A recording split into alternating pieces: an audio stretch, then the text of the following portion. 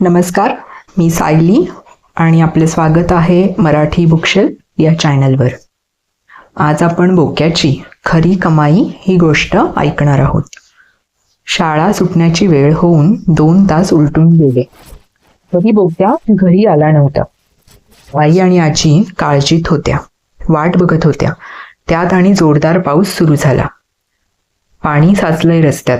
बोक्याची तंद्री लागलेली असते. कुठे घसरला, पडला. रस्ता ओलांडताना ट्रॅफिक नीट न बघता धावला. आई अर्धवट स्वतःशी आणि अर्धवट आजीशी बोलली. छत्री रेनकोट काही नेलंय ना बरोबर? त्याला आवडत नाही ओझं न्यायला म्हणून विचारते. आजीनं काळजीच्या स्वरात चौकशी केली. नेली आहे छत्री, विजूची दिली त्याला. अजून कसा नाही आला? थांबा तो बघा आकेरकरांचा मंदार चाललाय रेनकोट घालून. बोक्याच्याच शाळेत आहे आठवत. आई बाल्कनीत आली आणि टाळ्या वाजवून शुकशुक करून हाका मारून तिनं त्याचं लक्ष वेधायचा प्रयत्न केला. शेवटी त्यानं पाहिलंच वर, पण तो मंदार नव्हता. अगं बाई, मंदारचे वडील ते. दोघांची उंची सारखीच आहे. मग तिनं मंदार घरी आला का ते विचारलं. त्यांनी सांगितलं की तो केव्हाच आला.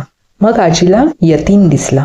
त्याला विचारल्यावर त्यानं आपण बोक्याबरोबर शाळेच्या बाहेर पडल्याचं सांगितलं. अरे देवा, मग गेला कुठे हा? आजी धास्तावली. त्याला बजावून ठेवलंय. शाळा सुटल्याबरोबर सरळ घरी येत जा. आधी विचारल्याशिवाय कुठे जाऊ नकोस. आई वाढत्या काळजीनं एवढं म्हणते तेवढ्यात दारावरची बेल वाजली. बघ, आला वाटलं. आईनं दार उघडलं. बोक्या नव्हता, विजू दादा आला होता. अरे विजयेंद्रा, चिन्मयानंद आला नाही अजून घरी, आजीनं सांगितलं. कसा येईल असं म्हणून विजू ओले बूट काढत आणि मोजे पिळत बसला. म्हणजे रे काय, कुठं जाणार होता? आईनं विचारलं. अगं आई, मी तुला आल्याबरोबर विचारणारच होतो, बोक्या टिळक ब्रिजकडे काय करतोय म्हणून. विजू दादा ओला शर्ट काढत आतल्या खोलीत गेला.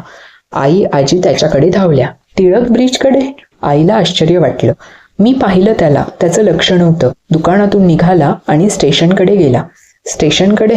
आता आजी बुचकळ्यात पडली. अरे विजू, मग बोलवायचं नाही का त्याला? घेऊन यायचं घरी. अगं आई, मी बसमध्ये होतो, हाका मारल्या पण त्याला ऐकू गेल्या नाहीत. त्याच्या छत्रीत एक मोठा माणूस होता. कोण? छत्रीमुळे चेहरा दिसला नाही त्याचा. बोक्या मात्र दिसला. संपूर्ण भिजला होता. विजू दादाचं हे ऐकून आई घाबरली. अरे मग जा विजू, बघ कुठं गेलाय तो. कुठला कोण माणूस, कोण जाणे. पाऊस आला ना अचानक म्हणून जबरदस्तीनं चिन्मयानंदाच्या छत्रीत आला असणार त्याला ढकलून, मी सांगते. आजीनं तर्क केला. विजू दादानं काही या काळजी कार्यक्रमात भाग घेतला नाही.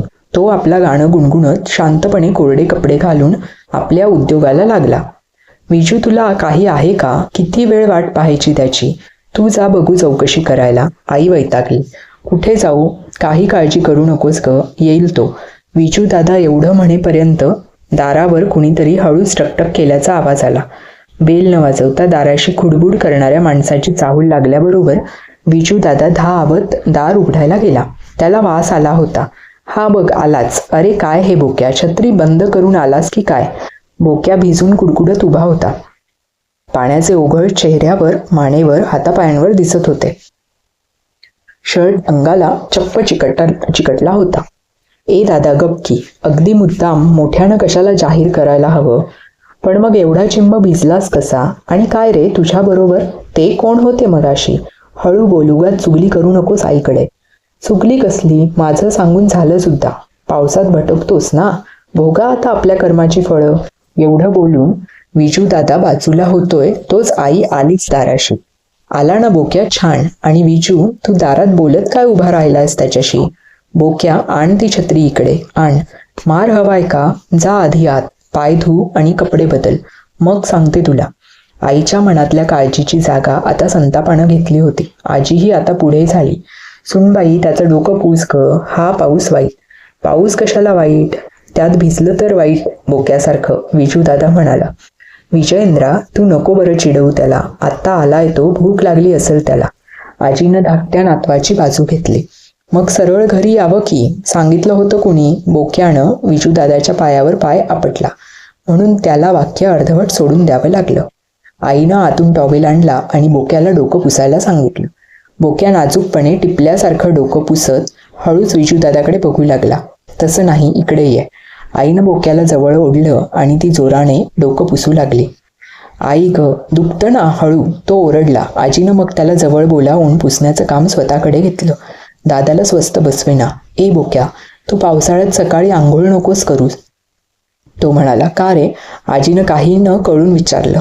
नाहीतरी तुझी घाई होते सकाळी, येताना असं असं भिजत येत जा रोज. मारीन ह दादा, आई हा मला आल्यापासून चिडवतोय बघ. बोक्याला आता कुठल्याही क्षणी रडू फुटलं असतं. नेहमीप्रमाणे आजी त्याच्या मदतीला आली. विजयेंद्रा, का बरं चिडवावं असं? भूक लागली ना रे चिन्मयानंद? हो ग आजी, आग पडलीये पोटात. आता खाल्लंस तर जेवणार काय तू? जेवायलाच बस आता थोड्या वेळानं, आईनं सांगितलं. चालेल, बोक्या म्हणाला. तुला विचारलं नाही मी चालेल की चालणार नाही ते. आता सांग, छत्री नेली असताना तू भिजून का आलास? आणि शाळा सुटल्यावर सरळ घरी न येता तू टिळक ब्रिजकडे काय करत होतास? आईनं रोखटोक सवाल केला. तुला प्रत्यक्ष पाहिलेली व्यक्ती तुझ्या समोर साक्षीदाराच्या पिंजऱ्यात आहे, दादा म्हणाला. आईनं विजू दादाकडे रागानं पाहिलं. विजू, तू मध्ये मध्ये बोलू नकोस, ही चेष्टेची बाब नाही. सांग बोक्या. बोक्यानं ओळखलं. आई खरंच चिडली होती. तो निमूटपणे पलंगावर बसला. म्हणाला, सांगतो ना, तू विचारलं नसतंस आणि दादाने त्याच्या स्वभावानुसार चुगली केली नसती तरी मी सांगणारच होतो. सांग तर, आज शाळेत काय झालं माहित आहे का? सकाळी दुसऱ्या तासाला मी तुला शाळेतून येताना संध्याकाळी काय झालं ते विचारते. विषय बदलू नकोस, दादा म्हणाला. अगं आई, ते एकातून एक उलगडणार आहे, बोक्यानं सांगितलं. उलगडणार? बरं उलगड. दादा बोक्याच्या हात धुवून मागे लागला होता. विजयेंद्रा, अरे त्याला बोलू तरी दे, आजी म्हणाली. काय झालं दुसऱ्या तासाला? आईनं विचारलं. देवटाके सर आमच्या शाळेतल्या गरीब विद्यार्थ्यांबद्दल सांगत होते. त्यांना मदत करणं हे सुस्थितीतल्या मुलांचं कर्तव्य आहे, असं सर म्हणाले. पण बोक्या, छत्रीत एका मोठ्या माणसासमोर स्टेशनकडे जाण्याचा आणि गरीब विद्यार्थ्यांना मदत करण्याचा संबंध. पण दादाला आईनं मध्येच तोडलं. विजू, तू गप्प राहणार आहेस का? सॉरी, बोल. बोक्या पुढं सांगू लागला.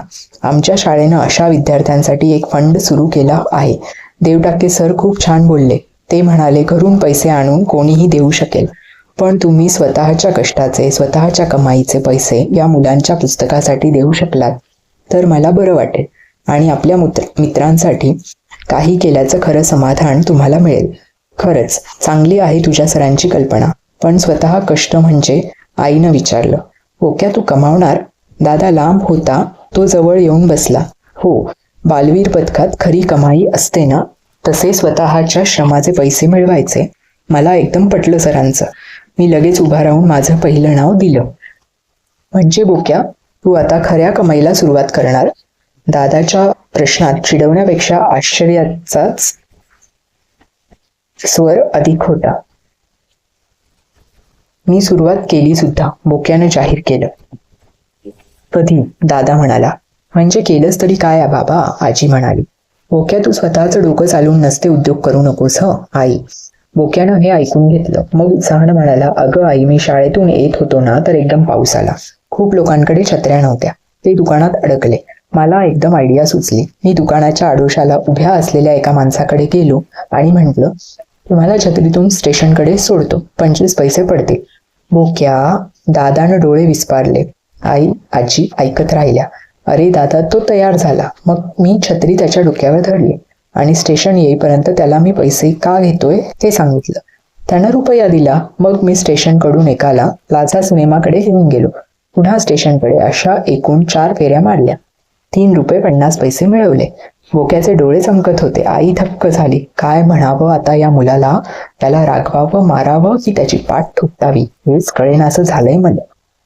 ए आई, मला विचारशील तर रागवण्या मारण्यापेक्षा बोक्यानं काही केलेलं नाही.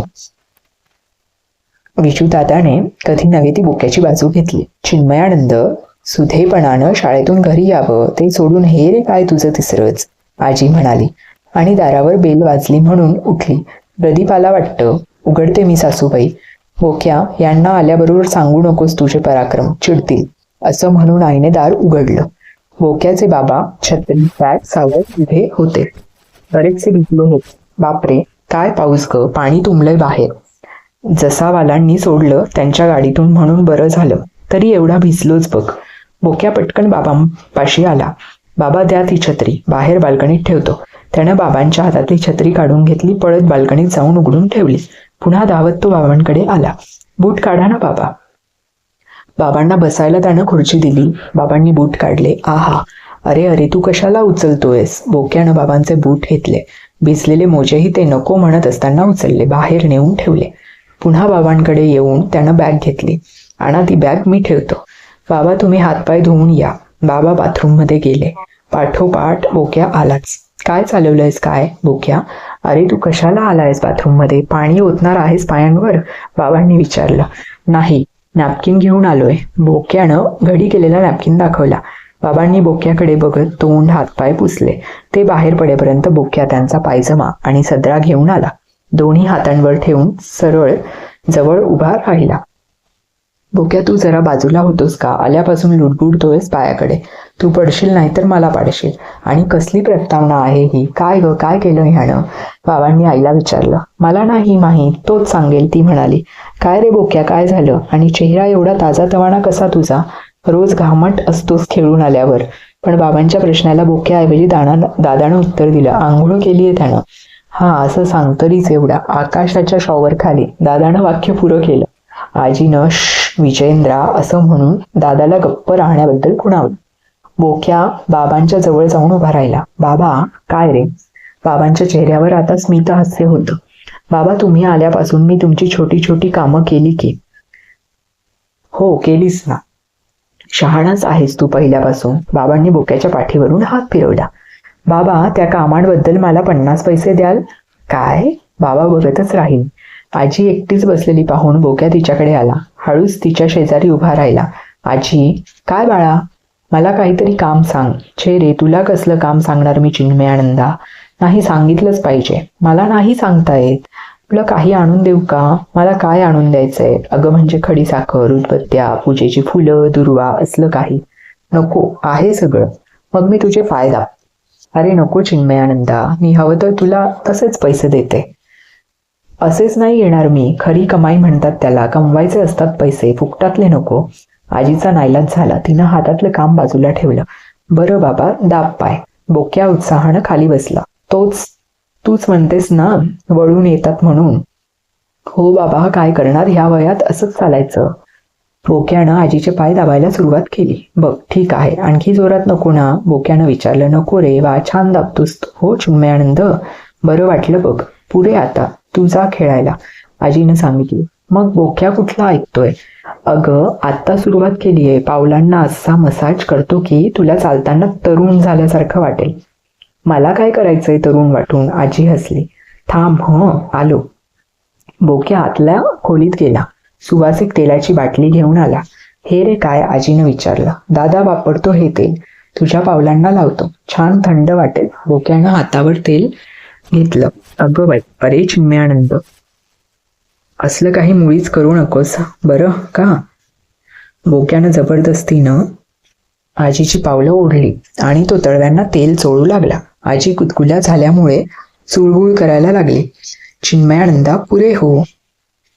पावलं बुळबुळीत केलीस तर चालताना पडेन धपकन, फ्रॅक्चर होईल. हे ऐकल्यावर मात्र बोक्या थांबला. आजीनं एका बोचक्यातून छोटं पाकिट काढलं. घे.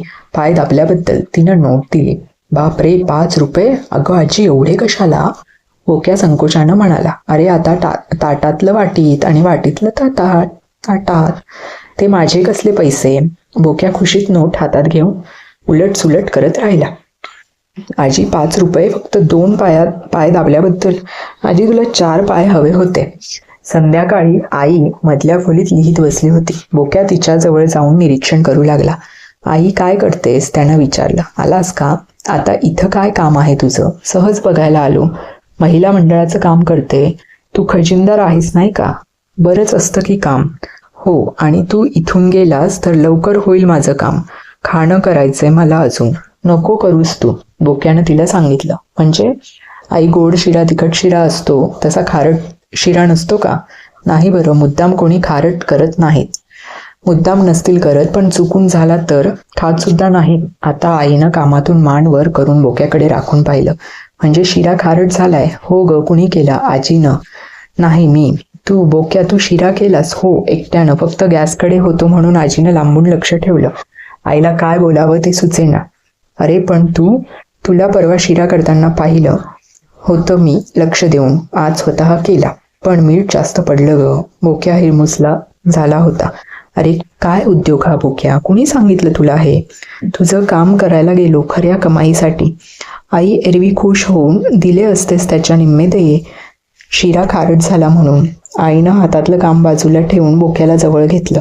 असू दे रे, तू आपण होऊन केलास त्याचंच कौतुक वाटतं मला. पण पुन्हा असलं काही करू नकोस हं शेगडीकडे. किती देऊ पैसे? बोक्यानं 2 रुपयांची नाणी घेतली. तो डायरीत नोंद करायला लागला. तेवढ्यात शिळ वाजवत कॉलेजातून दादा आला. बोक्या त्याच्या पाठोपाठ घरात फिरू लागला. दादानं संशयानं पाहिलं. दादा, काय तुझ्या कॉलेजच्या वया पाटायला आल्या आहेत? बरं, माझं मी बघीन. तू तुझ्या वया बघ. तसं नाही, मी वयांना मस्त कवर घालतो. म्हणजे तुला वर्षभर छानपैकी वापरता येतील. नको. बरं, तुझ्या बॅडमिंटनच्या रॅकेटला गट्स लावून आणायचे? नको. मग तुझी काही पत्र चिठ्ठ्या पोचवायच्या आहेत काय? कॉलेजातल्या मुलांना? नाही. सगळंच काय रे नाही म्हणतोस? कारण तुला द्यायला माझ्याकडे पैसे नाहीत. खरी कमाई उधारीवर चालेल? काय रे दादा, तू निराशा केलीस माझी. सध्या कडकी आहे, दादानं सांगून टाकलं. बोक्या उठून स्वयंपाकघरात गेला. दादाच्या हातात त्यानं बशी ठेवली. हां, हे घे शिरा. तू का देतोयस? असा संशयानं काय बघतोयस? या कामाबद्दल पैसे नाही घेणार. आणि तुझ्याकडे आहेत कुठे द्यायला? किंवा असून देत नसशील. दादानं बशी घेतली. शिऱ्यात चमचा खूप असणार. तेवढ्यात बोक्या म्हणाला, अरे हो दादा, तो शिरा अळणी झालाय, थोडं मीठ टाकून खा. मी जातो खेळायला. असं म्हणून बोक्या पळाला. दादाने मिठाची बाटली आणली. मीठ शिंपडलं. जाम भूक लागली असल्यामुळे शिऱ्यावर तुटून पडला. पण तुटून कसला पडतोय? पहिल्या घासानंतर त्याच्या हातातला चमचा सुटून पडला. ई थू थू या बॅकशी असे विचित्र आवाज काढीत दादा बेसिनकडे धावला. बोक्या खेळायला गेला. तिकडे त्याला राहुल भेटला, बोक्याच्याच वर्गातला. त्यानं बोक्याकडे चौकशी केली. देवटाके सरांनी सांगितलेले पैसे जमवलेस का याची? बोक्यानं उत्साहानं सगळं सांगितलं. राहुल मात्र वैतागला होता. त्यानं त्याच्या आईला काम द्यायला सांगितलं तर तिनं तुंबलेली मोरी साफ करायला लावली. त्याच्या अण्णांकडे गेला तर त्यांनी 2 तास ज्ञानेश्वरी वाचून घेतली. राहुलला म्हणे शेवटी जांभया आवडेनात आणि सगळ्यात त्याच्या चंदू दादानं कहर केला. त्यानं कपाटातले सगळे कपडे बाहेर काढले आणि इस्त्री कर म्हणाला. हात रुमाल तर त्यानं दिलेच, पण मोजे सुद्धा दिले. राहुल अगदी हैराण झाला होता. असे आहेत आमच्या घरचे, देतील 25-30 पैसेच, पण वसुली पुरेपूर करून घेतील, तो बोक्याला म्हणाला. बोक्याला राहुलची दया आली. आपण पैसे जमवतो आहोतच, पण राहुललाही मदत करायला हवी, नाहीतर त्याला वर्गात तोंड दाखवायला जागा राहणार नाही. त्याची रक्कम सगळ्यात कमी असेल तर त्याला बरं वाटेल का? त्यालाही नाही आणि आपल्यालाही नाही. बोक्याचे डोळे चमकले. त्यानं राहुलला जवळ बोलवलं. राहुल, मला एक मस्त कल्पना सुचली आहे. काय? राहुलनं उत्सुकतेने विचारलं. बोक्याचीच कल्पना ती मस्तच असणार. अरे हे 25 आणि 50 पैसे किती दिवस जमवत बसणार तू? तुझ्या घरच्यांसारखे सगळे चिक्कू लोक तुला भेटले तर. खरं आहे रे, राहुलला पटलं. त्यापेक्षा एकदम जास्त पैशांची कमाई होईल असं काहीतरी तू करायला हवंस. पण नेमकं काय करायचं सांगतो. ते कैकाडे आहेत ना तळमजल्यावरचे? हो, तो छोटा कुत्रा पाळलाय ते. बरोबर, त्यांचा कुत्रा पळवायचा? अरे पळवायचा म्हणजे लपवायचा. अशा कुत्रेवाल्यांचं आपल्या कुत्र्यांवर अतिशय प्रेम असतं. ते पेपरात जाहिरात देतील, बक्षीस जाहीर करतील आणि मग त्यांना नेऊन द्यायचा आणि आपण बक्षीस घ्यायचं. आपण नाही, तुझ्यासाठीच आयडिया काढली आहे मी तुला हवी तर मदत करेन. किती लावतील रे ते बक्षीस? राहुलनं आशाळभूतपणे विचारलं. 75-100 रुपये लावतील. बाप रे, ते सगळे माझे? हो, कुत्रा तुझ्या घरी 2 दिवस लपून ठेव, तोपर्यंत बक्षीस जाहीर होईलच. रात्री 8च्या सुमारास कैकाडे कुत्र्याला सगळं आटपायला एकट्यालाच बाहेर सोडतात. हे बोक्यानं पाहिलं होतं. दोघे त्यांच्या घरासमोरच्या फुलझाडांमागे लपून बसले. 10 मिनिटं झाली, 15 झाली तरी कुत्रा काही येईना. बोक्या नक्की येतो ना यावेळी? राहुलनं हळूच विचारलं. हो, झोपण्यापूर्वी पाठवतात त्याला घराबाहेर. लवकर झोपतो तो. आणखी थोडा वेळ गेला. राहुलच्या पायावर गवतातल्या मुंग्या चढल्या. तो हाय हुई करू लागला. ए राहुल, गपकी, बोक्यानं दटावला. लाल मुंग्या चढल्यात रे पायावर, चावतायत. तो बघ आला. बोक्याला तो पांढरा कुत्रा इकडे तिकडे हुंगत येताना दिसला. बोक्याची कुत्र्यांशी दोस्ती पटकन होई. त्यानं चुचकारून त्याला बोलावलं. सॅमी सॅमी यू यू, माझ्या ओळखीचा आहे. त्यानं कुत्र्याला उचललं. राहुलच्या हातात कुत्रा देऊन त्यानं त्याला वेळच्या वेळी खायला द्यायला सांगितलं. कोणत्याही परिस्थितीत कैकाडेंच्या दृष्टीस पडता कामा नये. त्यानं बजावलं. प्रत्यक्ष कुत्राच हातात आल्यावर राहुल जरा घाबरलाच. त्याचा धीर सुटायला लागला. मला कसं काय जमणार हे बोक्या, त्यानं रडवेल्या सुरात विचारलं. धीर सोडू नकोस. आपण कशासाठी करतो हे लक्षात ठेव राहुल. गरीब विद्यार्थ्यांच्या फंडासाठी. कैकाडे श्रीमंत आहेत पण चिक्कू आहेत. ते सरळ मागून मदत देणार नाहीत. म्हणून आपण नेहमी कावा करतोय. गळ्याखाली खाचव. तुझ्या नाही रे, कुत्र्याच्या. राहुलनं तसं केल्याबरोबर कुत्रा चाटायला लागला. मला चाटतोय. ठीक आहे, बाबांना आवडणार नाही असं चाटलेलं, तो म्हणाला. तेवढ्यात बोक्याच्या आईच्या हाका ऐकू आल्या. दोघेही आपापल्या घरी गेले. राहुल कुत्र्याला सांभाळत, घाबरत, विचार करत आणि बोक्या मित्राला मदत केल्याच्या समाधानात, आनंदात. त्याच रात्री 12:30-1च्या सुमार असेल. सातबंडेंच्या दरवाजाची बेल वाजली. वर आणि बोक्या बोक्या अशा हळू आवाजात मारलेल्या हाका ऐकू आल्या. बोक्याच्या आईनं बोक्याच्या बाबांना उठवलं. अहो उठा, कुणीतरी आलंय, बोक्याला हाका मारतय. बाबा खडबडून उठले. तारवटलेल्या डोळ्यांनी बाहेर गेले. त्यांनी दार उघडलं. बाहेर राहुल उभा होता. कोण, काय पाहिजे, बाबांनी विचारलं.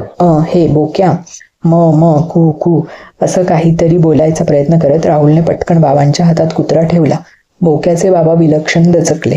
मध्यरात्री एक मुलगा अचानक येऊन हातात कुत्रा ठेवतो म्हणजे काय? कोण तू? काय पाहिजे तुला? रात्रीच्या वेळी दार वाजवून सरळ आपला कुत्रा देतोस. ते ओरडलेच. मी राहुल, बोक्याचा मित्र. अण्णांच्या पांघरुणात गेला. कोण? हा कुत्रा. ते संतापले. म्हणाले, आत्ताच्या आत्ता त्या सातबंड्याला नेऊन दे. काय? सातबंड्या म्हणजे बोक्या. त्यानंच सांगितलं होतं मला लपवायला. एवढे जेमतेम बोलून राहुल धुम पळाला. बोक्याचे बाबा बघतच राहिले, हातात चाटणारा कुत्रा घेऊन. त्या गडबडीनं आई आजी दोघे उठल्या. आई वैतागली. आत्ताच्या आत्ता बोक्याला उठवून विचारा सगळं असं म्हणायला लागली. बाबांनी तिला थांबवलं. सकाळी बघूया म्हणाले. भल्या सकाळी बोक्या त्या कुत्र्याला घेऊन कैकाडेंकडे गेला. दार उघडल्याबरोबर समोर बोक्याच्या हातात आपला कुत्रा पाहून कैकाडे आनंदाश्रयानं ओरडलेच.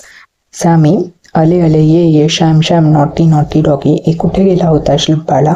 असं वयाला न शोभणाऱ्या बोबड्या भाषेत बोलत कैकाडेंनी बोक्याच्या हातातून सॅमी घेतला आणि ते त्याचे मुके घ्यायला लागले. कुठे शापल्ला आमचा शोनूला तुम्हाला? त्यांनी विचारलं. शमोल बागेमध्ये माझ्या मित्राला. बोक्याही त्यांचं ऐकून बोबडं बोलायला लागला होता. पण मग त्यानं स्वतःला सावरलं. माझ्या मित्रानं घरी नेला होता, सांभाळून ठेवला. मी लगेच घेऊन आलो तुमच्याकडे. हे ऐकून कैकाडे खुश झाले. त्यांच्या फेंदाडलेल्या मिशीतल्या मिशीत हसले. बोक्यानं लगेच त्यांना विचारलं. काका, काही काम असलं तुमच्याकडे तर सांगा. म्हणजे तुमच्या कुत्र्याला फिरवून आणणं, आंघोळ घालणं असं काही असेल तर मी करीन. कैकाडेंनी बोक्याला आत बोलावलं. तू खरंच आमच्या सॅमीला 8-10 दिवस सांभाळू शकशील? काय आहे, माझी पत्नी आजारी आहे. याच्याकडे लक्ष द्यायला कोणी नाही. तू काळजी घेतलीस याची तर मोबदलाही देईन तुला. बोक्यानं लगेच, हो, दुपारी येतोच मी त्याला घेऊन जायला म्हटलं. कैकाडेंनी मग बोक्याला बसवून घेतलं. सरबत करून दिलं. गप्पाही मारल्या. बोक्यानं घरी येऊन उत्साहाने आईबाबांना सांगितलं. आई वैतागलं. हे बघ बोक्या, इथे तू तो कुत्रा मुळीच आणायचा ना, आई सांगू लागली. पण मध्येच तिला बाबांनी थांबवलं. आई निघताना आमच्या विद्यार्थी फंडाबद्दल मी त्यांना सांगितलं आणि कुत्र्याला सांभाळण्याबद्दल ते देणार असलेले पैसे आधीच त्या म्हटलं. त्यांनी दिले. हे बघ आई, बोक्यानं नोट काढून दाखवली आणि तो हळूच म्हणाला. मला ठाऊक होतं तुम्ही नाही म्हणणार नाही. माझ्या या कामात थोडी गैरसोय झाली, तुमची तरी सहन कराल. बाबा हसले. आई मानेला झटका देऊन आत गेली. 2 दिवसांनी संध्याकाळी बोक्या नाचतच घरात शिरला. बाबा बाबा, ए आई, त्यानं हाका मारल्या. काय रे? आई बाहेर आली. गरजू मुलांच्या पुस्तकांसाठी जमा झालेल्या फंडात माझा वाटा सर्वात मोठा आहे. हे बघ, मला पदक दिलं सरांनी. त्यानं पदक दाखवलं. छान छान. आईनं पदक पाहून बाबांकडे दिलं. शाब्बास बोक्या, मनात आणलं की काहीही करून दाखवतोस तू. बाबांनी बोक्याची पाठ थापटली. बाबा, काय हे पदक विकता येईल? तेवढ्या पैशात 2-4 वह्या येतील एका विद्यार्थ्याला, बोक्या हळूच म्हणाला. तर छोट्या दोस्तांनो, आजची गोष्ट कशी वाटली हे कमेंट बॉक्समध्ये कमेंट देऊन नक्की कळवा. Bye bye.